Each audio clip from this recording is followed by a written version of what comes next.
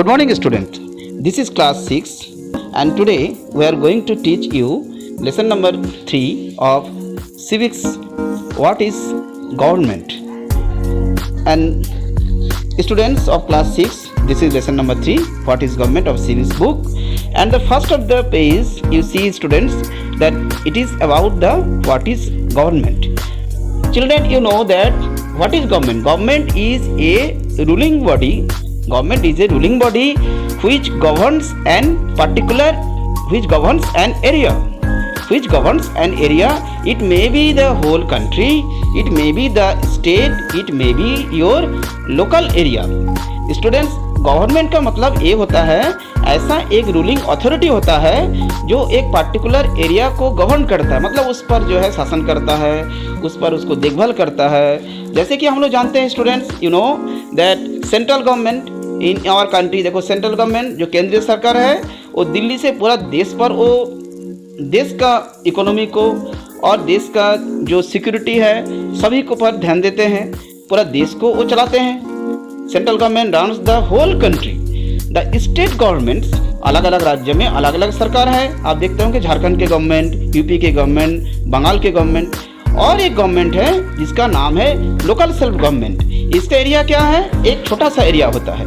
तो ऐसे ही हम लोग बोल सकते हैं कि गवर्नमेंट का डेफिनेशन में एक एरिया को गवर्न करने वाला एक ऐसा एक रूलिंग अथॉरिटी होता है जिसे हम लोग गवर्नमेंट करते हैं। स्टूडेंट्स, पहले ज़माने में सरकार का मतलब होता है राजतंत्र, जिसे हम लोग इंग्लिश में सेकेंड पेज में पढ़ोगे, इसको हम लोग कहते हैं मोनार्की। मोनार्की का मतलब ये होता है जिसको हम लोग बोलते हैं राजतंत्र, मतलब जिस समय राजा लोग का शासन था, राजा रानी, king, queen and the emperor. Okay, तो they have their own policies and own rules. लेकिन समय जैसे ही बीतते गया ऐसे ही क्या हुआ, गवर्नमेंट का परिभाषा बदलते गया। आज जो भी गवर्नमेंट है ये डेमोक्रेटिक गवर्नमेंट है। मतलब क्या है कि लोकतंत्र के द्वारा ये सरकार चलते आ रहा है, और लोकतंत्र मतलब लोग ही इस सरकार को चुनते हैं। देखो स्टूडेंट्स, फर्स्ट पेज में कुछ पॉइंट्स है जैसे दिया हुआ है, government sought to protect rights of unorganized workers. Students, ये सभी पॉइंट्स को अच्छा से पढ़ना है।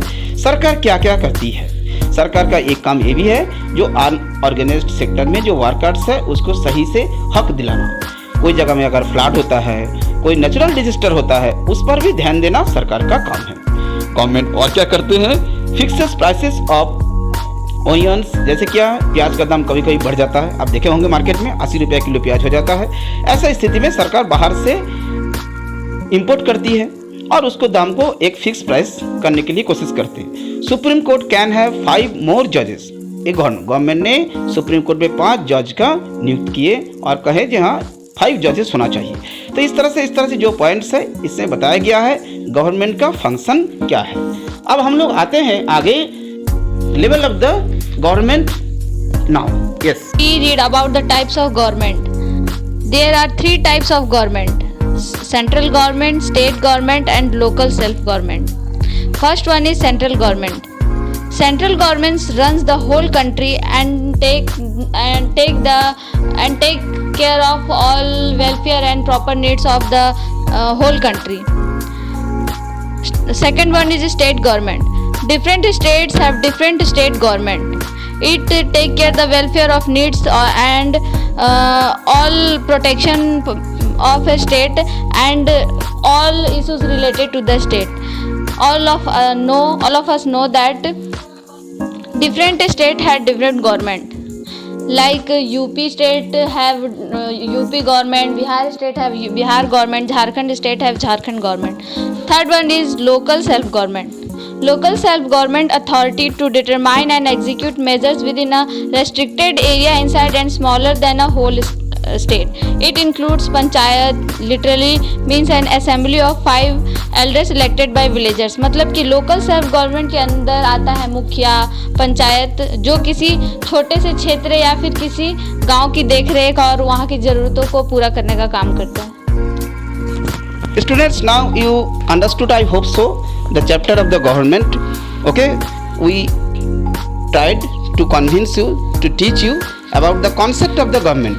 Now students, आप क्लास में इसके बारे में और बेहतर पढ़ोगे। तब तक इस लेसन को अच्छा से पढ़ना है और समझना है। Thank you.